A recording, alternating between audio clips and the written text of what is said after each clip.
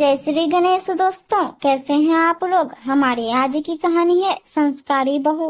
कहानी शुरू करने से पहले वीडियो अच्छी लगे तो इसको लाइक कीजिएगा, शेयर कीजिएगा, चैनल को सब्सक्राइब कीजिएगा।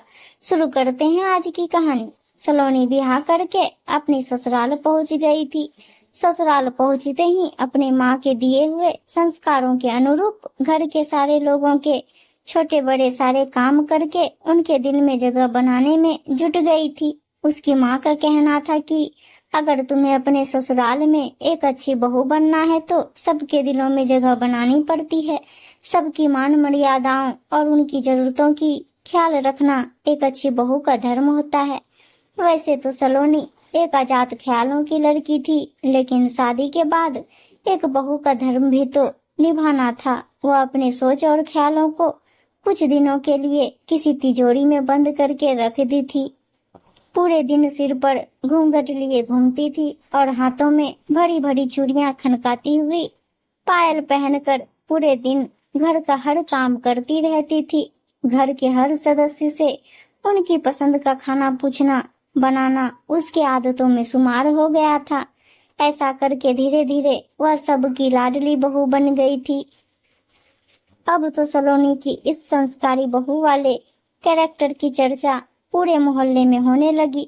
सारे मोहल्ले वाले सलोनी की दाद देते थे कि बहू हो तो सलोनी जैसी। लेकिन सलोनी भी कब तक अपने आप को एक कैरेक्टर में जीती। आखिर वह भी तो इंसान है। सुबह से लेकर शाम हो जाता था। घर के सारे लोगों की सेवा करते हुए उसे अपनी खुद की भी चिंता नहीं होती थी कि उसने नाश्ता या खाना खाया था या नहीं। कई दिन तो उसका हस्बैंड महेश उसे कह देता था, मुझे तो समझ में नहीं आता है कि मैंने शादी करके अपने लिए एक पत्नी लेकर आया हूँ या नौकरानी। इतने पर सलोनी का जवाब होता था, आप भी कैसी बातें करते हैं। अगर मैं घर के सारे लोगों की सेवा करती हूँ तो नौकरानी थोड़ी हो गई। यह तो एक बहू का कर्तव्य होता है। यही तो मेरी माँ ने सिखाया है। तो महेश कहता, तो क्या तुम्हारी माँ ने यह नहीं सिखाया है कि अपने पति के लिए भी थोड़ा सा टाइम निकाल लिया करो। सलोनी बोली, हाँ हाँ बाबा, बस मैं अभी फ्री होकर आई। सलोनी के आने के इंतजार में महेश कब सो जाता पता भी नहीं चलता। फिर सुबह होता और ऑफिस के लिए निकल जाता। एक दिन महेश ने अपनी माँ से बोला, माँ टीचर का फॉर्म निकला हुआ है, मैं चाहता हूँ कि सलोनी इसको भरे, क्योंकि पढ़ने में भी वह काफी तेज है। उसने आखिर बीएड किया हुआ है, वह आसानी से यह एग्जाम क्वालिफाई कर सकती है। सलोनी को जब यह बात पता चला तो वह भी बहुत खुश हुई, क्योंकि वह अपनी जिंदगी इस किचन में नहीं बिताना चाहती थी। उसे भी उड़ना था खुले आसमान में। उसको कुछ कर दिखाना था अपनी लाइफ में, लेकिन उसे मौका ही नहीं मिल रहा था। अगर अब यह मौका उसके हाथ आ रहा था तो वह इसे गंवाना नहीं चाहती थी। लेकिन सबसे बड़ी बात थी कि उसकी सासू माँ को यह बात पसंद हो। सलोनी की सास ने कहा कि देखो बेटा, मुझे बहू की नौकरी करने जाने में कोई दिक्कत नहीं है। मैं तो खुद चाहती हूँ कि सब अपने पैरों पर खड़े हो, कोई किसी पर निर्भर ना हो। चाहे तुम हो या मेरा छोटा बेटा रमेश, सब अपने पैरों पर खड़े हैं।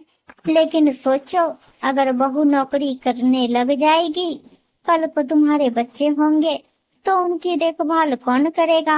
और वैसे भी तुम इतना पैसा तो कमा ही लेते हो कि तुम अपने बीवी और बच्चे का जीवन यापन अच्छी तरह से कर सको। सलोनी की सास ने एक साथ ही 2 तीर मार दिए थे। उसने जॉब करने से मना भी नहीं किया और एक तरह से इनडायरेक्टली मना भी कर दिया। सलोनी को बता दिया कि ठीक है, जॉब करने जाना है तो तुम जाओ, लेकिन हम तुम्हारी कोई सहायता नहीं करेंगे।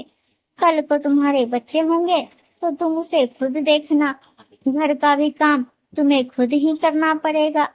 हमारी तरफ से तुम्हें कोई भी मदद नहीं मिलने वाला है। महेश को अपनी माँ की बातों को विरोध करने का साहस नहीं था।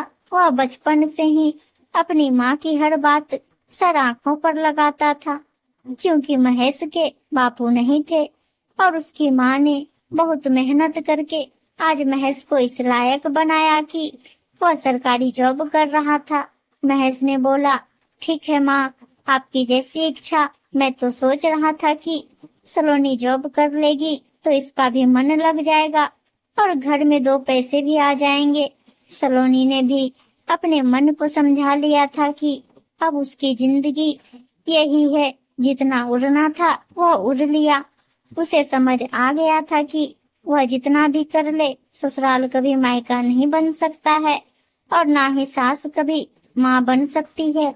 सलोनी मन ही मन समझा रही थी अपने आप को कि सलोनी अब तुम्हारी यही जिंदगी है, सबकी सेवा करो और अपनी जिंदगी इतनी सी छोटी सी दुनिया में गुजार दूं। इसके अलावा तुम्हारे पास और कोई चारा नहीं है। धीरे धीरे समय चक्र चलता रहा। सलोनी माँ भी बन गई थी। अब वह पहले से और ज्यादा ही व्यस्त जीवन जीने लगी थी।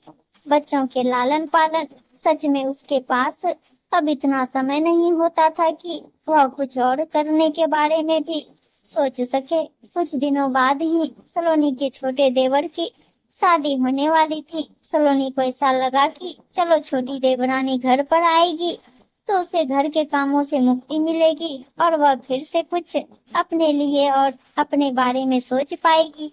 ऐसे ही सपने संजोने लगी। सलोनी का देवर सॉफ्टवेयर इंजीनियर था, इस वजह से उसकी शादी भी एक सॉफ्टवेयर इंजीनियर लड़की से ही तय हो गई थी। लड़की वाले भी काफी अच्छे खासे अमीर थे। उन्होंने तो शादी सिर्फ उसके देवर के जॉब को देखते हुए तय किया था, वरना कोई भी इस घर में इतने अमीर आदमी अपनी लड़की नहीं ब्याहता। सलोनी की देवर की शादी हो गई। देवरानी भी घर आ गई। उसकी देवरानी का नाम गीता था। गीता दहेज में इतना सारा सामान लेकर आई थी कि सबकी आंखें फटी की फटी रह गई। इतना सामान भी कोई दहेज में देता है क्या? गीता भी अपने माँ बाप की इकलौती बेटी थी और खुद भी पहले से सॉफ्टवेयर इंजीनियर थी, तो पैसे की कोई कमी थी नहीं। उसके माँ बाप ने खुलकर दहेज दिया था। घर में आते ही गीता सबके लिए स्पेशल गिफ्ट पैक लेकर आई थी। उसने अपने इस मोह माया जाल में सारे घर वालों को बांध लिया था। सलोनी को यह बात समझ आ गया था कि गीता के आने से उसके जीवन में कोई बदलाव नहीं आने वाला है। सुबह होते ही मेरी सासू माँ ने आवाज लगाई कि सलोनी, एक चाय का कप गीता के कमरे में भी रखाओ। यह बात सलोनी को बिल्कुल भी अच्छा नहीं लगा, क्योंकि थी तो आखिर वह भी जेठानी, उसकी भी कुछ पद प्रतिष्ठा थी। लेकिन यह क्या, यहाँ तो छोटी बहू के आगे सारे घर वाले आगे पीछे घूमने लगे, जैसे वह इस घर की कोई बहू नहीं बल्कि महारानी हो। सुबह सोकर जगने के बाद सिर पर ना घूंघट रखा था और ना ही साड़ी पहनी थी। वह नाइटी में ही कमरे से बाहर निकल गई थी। लेकिन किसी को भी इस बात से एतराज नहीं था कि गीता ने साड़ी क्यों नहीं पहना है, बल्कि सब उसकी और तारीफ करने में लगे थे। वाह भाभी, क्या नाइटी है, ऐसी नाइटी हमें भी दिला दो। ऐसे शब्द अपने ननद के मुंह से सुनते हुए मुझे भी जलन सी महसूस होने लगी। मुझे याद है आज भी वह दिन जब मैं एक दिन सिर्फ सलवार सूट पहन ली थी। घर में ऐसा लगा जैसे कोई भूकंप आ गया हो। मैंने कोई अजीबो गरीब ड्रेस पहन लिया हो। सासू माँ सबसे पहले ही टोक दी कि बहू, यह तुम्हारा ससुराल है, मायका नहीं। कोई देखेगा तो क्या कहेगा कि तुम ससुराल में साड़ी की बजाय सलवार सूट पहनकर घूम रही हो। लेकिन यहाँ तो गजब हो रहा है, देवरानी नाइटी पहन के भी घूम रही है, फिर भी सब तारीफों के पुल बांधे जा रहे हैं। मुझे समझ आ गया था दहेज की ताकत। शादी के 1 सप्ताह बाद ही गीता की ऑफिस की छुट्टी समाप्त हो गई थी। वह अगले मंडे से अपने जॉब पर जाने के लिए सासू माँ से बात कर रही थी। सासू माँ ने उसे एक बार भी नहीं कहा कि तुम अभी जॉब क्यों करोगी, तुम्हें पैसे की क्या कमी है, मेरा बेटा तो इतना पैसा कमाता ही है। बल्कि उसे और प्यार से बोली, हाँ हाँ बेटी, तुम जरूर जाओ, वैसे भी घर में इतने सारे लोग हैं, तुम्हें किसी भी चीज की चिंता करने की जरूरत नहीं है।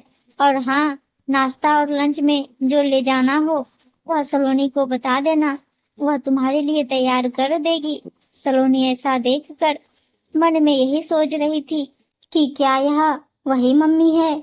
जब मेरी बारी आई थी तब तो उन्होंने साफ मना कर दिया था जॉब जाने के लिए, और एक गीता को कितनी सपोर्ट कर रही हैं। मुझे समझ आ गया था कि दहेज वाली बहू के इज्जत भी ससुराल में कुछ ज्यादा ही होता है। गीता सचमुच की सॉफ्टवेयर इंजीनियर थी।